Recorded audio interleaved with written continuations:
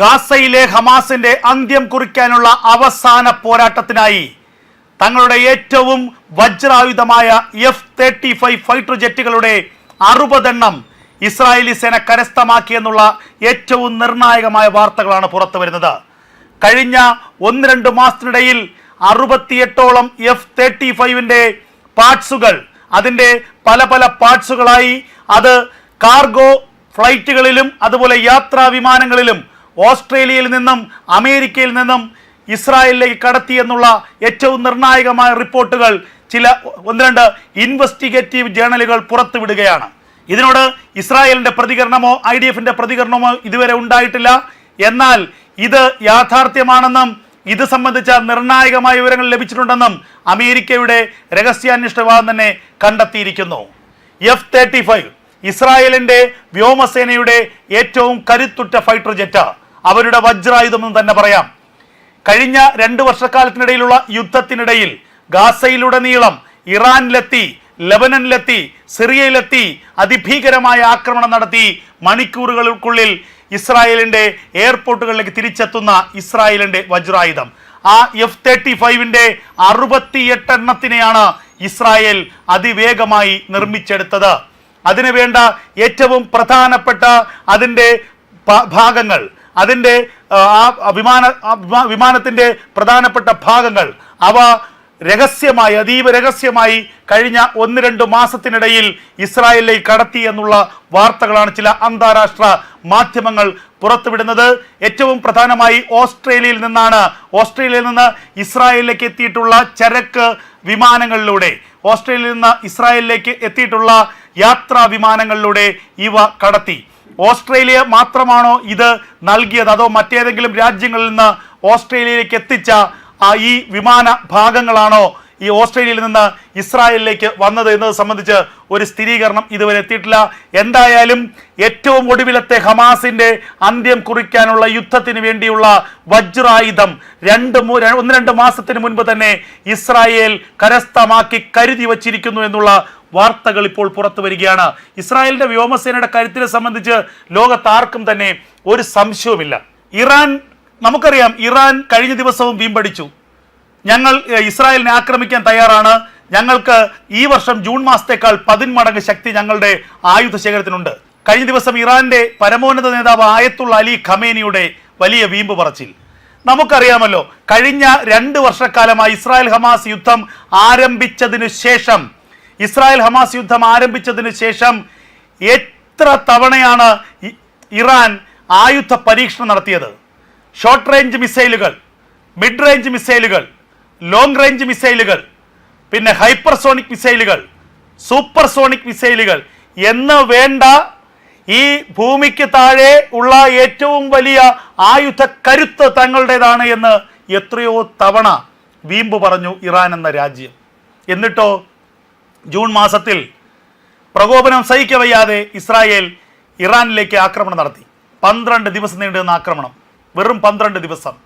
12ാമത്തെ ദിവസം തന്നെ ഇറാൻ കരഞ്ഞ് കൈകൂപ്പി. ഇറാന് വേണ്ടി അറബ് രാജ്യങ്ങൾ ഇസ്രായേലിന് മുന്നിൽ കൈകൂപ്പി, ഇനിയും ആക്രമിക്കരുത്. എവിടെ പോയി ഇറാന്റെ പേരുകേട്ട ആയുധങ്ങൾ? എവിടെ പോയി ഇറാന്റെ വ്യോമ പ്രതിരോധ സംവിധാനം?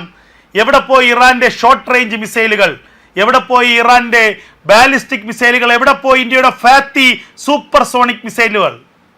ഒന്നും പ്രവർത്തിച്ചില്ല. പ്രവർത്തിക്കാത്തതിന് കാരണം മൊസാദിന്റെ ബുദ്ധിപരമായ നീക്കം. അതുമാത്രവുമല്ല, ഈ മിസൈലുകൾക്കൊന്നും തന്നെ ഒന്നും ചെയ്യാൻ കഴിയാത്തതായിരുന്നു ഇസ്രായേലിന്റെ ആക്രമണം. F-35 ഫൈറ്റർ ജെറ്റുകൾ കൊണ്ട് കണ്ണു ചിമ്മുന്ന സമയത്ത് റഡാറിന് പോലും കണ്ടുപിടിക്കാൻ കഴിയാത്ത രീതിയിൽ ഈ ഫൈറ്റർ ജെറ്റുകൾ ഇറാന്റെ തലയ്ക്ക് മുകളിൽ ബോംബ് വർഷിച്ച് തിരികെ പോയി. ടെഹ്റാന്റെ തലയ്ക്ക് മുകളിൽ ബോംബ് വർഷിച്ച് തിരികെ പോയി. ടെഹ്റാന്റെയും ഇറാന്റെയും നെഞ്ചകം പിളർത്തിക്കൊണ്ട് അവരുടെ 12ഓളം ആണവ കേന്ദ്രങ്ങളിൽ, എണ്ണം പറഞ്ഞ 3 ആണവ റിയാക്ടറുകളിൽ, നദാൻസ് അടക്കമുള്ള 3 ആണവ റിയാക്ടറുകൾ, ആണവ ആയുധ പരീക്ഷണ കേന്ദ്രങ്ങൾ, ആയുധശാലകൾ, ഡ്രോൺ നിർമ്മാണ ഫാക്ടറികൾ എന്ന് വേണ്ട അവരുടെ ആയുധ കൂമ്പാരങ്ങളെ മുഴുവൻ ഇസ്രായേൽ തകർത്ത് തരിപ്പണമാക്കി. ഇത് ഇറാനിൽ മാത്രമല്ല, സിറിയയിലെ അൽ ബാഷർ ഭരണകൂടം മാറിയതിന് തൊട്ട് പിന്നാലെ നടത്തിയത് ഇതേ ആക്രമണമായിരുന്നു. അവിടെയും F-35 ആയിരുന്നു ഇസ്രായേലിന്റെ തുറുപ്പ് ചീട്ട്. അവിടെയും പർവ്വതങ്ങൾക്ക് താഴെയൊക്കെ ഇറാൻ ഒളിപ്പിച്ച് സൂക്ഷിച്ചിരുന്ന ആയുധ കൂമ്പാരത്തിനെ തകർത്ത് തരിപ്പണമാക്കി. അങ്ങനെ ഇസ്രായേലിന്റെ വ്യോമക്കരുത്ത് എന്നുള്ളത് എല്ലാ കാലത്തും അവർ ഏതൊക്കെ യുദ്ധം എവിടെയൊക്കെ ചെയ്തിട്ടുണ്ടോ, ആരോടൊപ്പം ചെയ്തിട്ടുണ്ടോ, ആ വിജയത്തിന്റെ ഏറ്റവും നിർണായകമായ ഘടകമായി മാറുന്നത് അവരുടെ വ്യോമക്കരുത്ത് തന്നെയാണ്. ആ വ്യോമക്കരുത്ത് ഇപ്പോൾ അവർ 10 മടങ്ങ് വർദ്ധിപ്പിച്ചിരിക്കുന്നു എന്നുള്ള വാർത്തയാണ് പുറത്തു വരുന്നത്. അത് മറ്റൊന്നിനു വേണ്ടിയല്ല, ഹമാസിനെതിരെ ഗാസയിൽ അവസാനവട്ട യുദ്ധം 24 മണിക്കൂർ മാത്രമേ ഞങ്ങൾ കാത്തിരിക്കുന്നുള്ളൂ. ആ 24 മണിക്കൂറിനുള്ളിൽ ഞങ്ങൾ ഗാസയെ ചുട്ടുചാരമാക്കുമെന്നുള്ള വാക്കാണ് അവർ വ്യക്തമാക്കുന്നത്. ഇപ്പോൾ അത് ഏറ്റവും നിർണായകമായ പല വാർത്തകൾ കൂടി ഗാസയിൽ നിന്ന് വരുന്നു. ഇസ്രായേലിന്റെ ആക്രമണത്തിൽ പ്രധാനപ്പെട്ട മുഹമ്മദ് അൽ അട്ടല്ല എന്ന ഒരു ഹമാസ് ഭീകര നേതാവ് കൂടി കൊല്ലപ്പെട്ടിരിക്കുന്നു. അട്ടല്ലയുടെ മകനും ഈ ആക്രമണത്തിൽ കൊല്ലപ്പെട്ടു എന്നാണ് ലഭിക്കുന്ന വിവരം. ഹമാസിന്റെ നുക്മ ഫോഴ്സിന്റെ പ്രധാനപ്പെട്ട തലവനായിരുന്നു. അത് മാത്രവുമല്ല, ഗാസയിൽ ഇസ്രായേലിനെ സഹായിക്കുന്നു എന്ന് സംശയിക്കുന്ന നിരവധി പാലസ്തീനികളെ കൊലപ്പെടുത്തിയതിന്റെ സൂത്രധാരൻ കൂടിയായിരുന്നു അട്ടല്ല എന്ന വിവരമാണ് ഇപ്പോൾ പുറത്തു വരുന്നത്.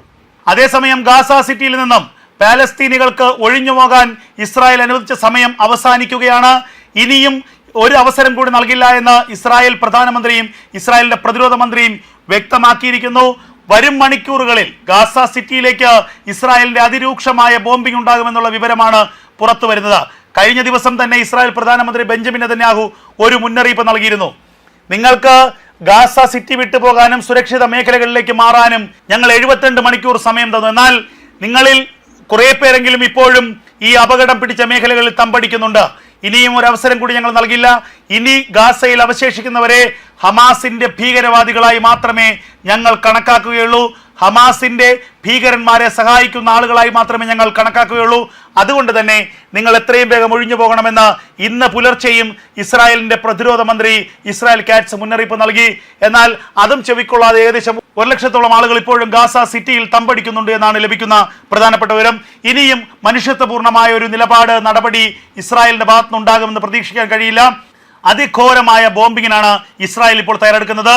ഇസ്രായേലിന്റെ ഫൈറ്റർ ജെറ്റുകൾ ഇന്ന് രാത്രിയോടെ ഗാസ സിറ്റിയെ ഉഴുതുമറിക്കും. ഗാസ സിറ്റിയിൽ ഘോരമായ മാരകമായ പ്രഹരശേഷിയുള്ള 10 കണക്കിന് ഭാരമുള്ള കില്ലർ ബോംബുകൾ വർഷിക്കാനുള്ള സാധ്യതയാണുള്ളത്. അങ്ങനെയെങ്കിൽ ഭൂമി പിളർക്കുന്ന, പാതാളം കുലുങ്ങുന്ന, വലിയ ഗർത്തങ്ങൾ സൃഷ്ടിക്കുന്ന ആക്രമണമായിരിക്കും ഗാസയിൽ ഇസ്രായേൽ നടത്തുക.